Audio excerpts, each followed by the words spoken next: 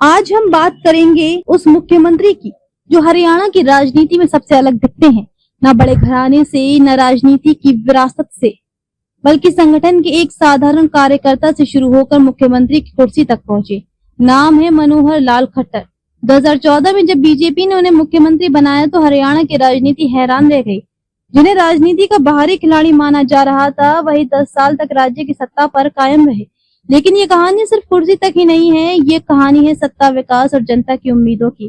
खट्टर के कार्यकाल में हरियाणा ने बड़े बड़े प्रोजेक्ट देके शिक्षा और स्वास्थ्य में सुधार की बातें देखी और बेटी बचाओ बेटी पढ़ाओ जैसे नारे का असर भी महसूस किया। लेकिन साथ ही बेरोजगारी, किसानों की परेशानियों और अधूरे वादों के सवाल भी जनता के बीच बने रहे। तो आइए आज हम समझने की कोशिश करते हैं मनोहर लाल खट्टर की 10 साल की राजनीतिक यात्रा को किस तरह याद किया जाएगा। क्या ये हरियाणा का विकास दशक था, ये जनता की अधूरी उम्मीदों का दौर। आज बात करेंगे हरियाणा के उस मुख्यमंत्री की जिसका नाम राजनीति में अचानक उभरा लेकिन पूरे 10 साल तक सत्ता पर कायम रहा, मनोहर लाल खट्टर।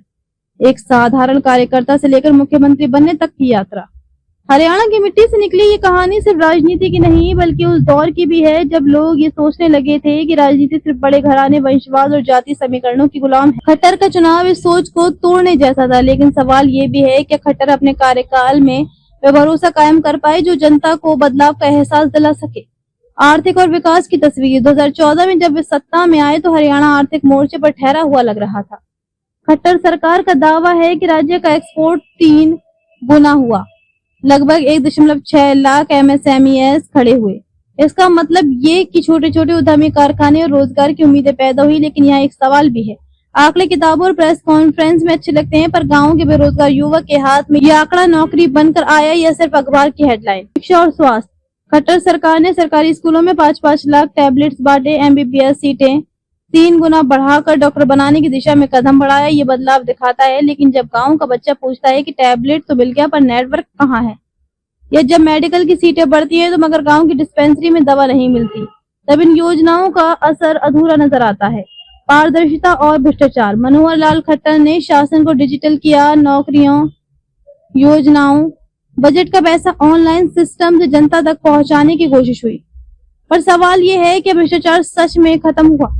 गांव का विकास आज भी सरकारी दफ्तर के चक्कर काट रहा है। बेरोजगार आज भी नौकरी पाने के लिए इंटरव्यू से पहले जुगाड़ शब्द का इस्तेमाल करता है। डिजिटल पोर्ट बने पर ईमानदारी का सिस्टम अभी भी जनता की आंखों में अधूरा है। महिलाओं की स्थिति। बेटी बचाओ बेटी पढ़ाओ ये नारा सिर्फ हरियाणा नहीं बल्कि पूरे देश में गूंजा। लिंगानुपात में सुधार हुआ, हर जिले में महिला थाने बने। लेकिन जब एक लड़की कहती है मैंने पढ़ाई कर ली, अब नौकरी कौन देगा, तब ये योजना अधूरी दिखाई देती है। समाज में बदलाव शुरू हुआ है लेकिन यात्रा लंबी है। इंफ्रास्ट्रक्चर और निवेश। गुड़गांव मेट्रो प्रोजेक्ट, खरखोदा का इंडस्ट्रियल टाउन, जंगल सफारी और वर्ल्ड हर्बल फॉरेस्ट, ये सब सुनने से विकास की बड़ी कहानियां लगती हैं। 5500 करोड़ का मेट्रो प्रोजेक्ट सिर्फ गुड़गांव को नहीं बल्कि NCR की तस्वीर बदल सकता है। पर असली सवाल यह है कि इन बड़े प्रोजेक्ट्स का असर गांव के किसान, छोटे दुकानदार और बेरोजगार नौजवानों पर कब और कैसे दिखाई देगा। बिजली और पानी। बिजली वितरण का घाटा 34% से घटकर 10% हुआ। ये एक बड़ी उपलब्धि है। गांव-गांव तक पाइप से पानी पहुंचा। लेकिन जब बिजली का बिल हाथ में आता है तो आम आदमी पूछता है ये किसका है या बोझ। विकास की कहानी तभी पूरी होगी जब सुविधा सिर्फ आंकड़ों में नहीं, लोगों के जीवन में भी दिखाई दे। देश प्रेम में खट्टर का व्यक्तित्व। मनोहर लाल खट्टर का कार्यकाल वंशवाद से अलग था। वे किसी बड़े घराने से नहीं आए बल्कि संघ और संगठन से निकले। उनकी सादगी और ईमानदारी की छवि ने राजनीति को नया आयाम दिया। लेकिन सवाल ये है कि क्या राजनीति में सिर्फ ईमानदार होना काफी है?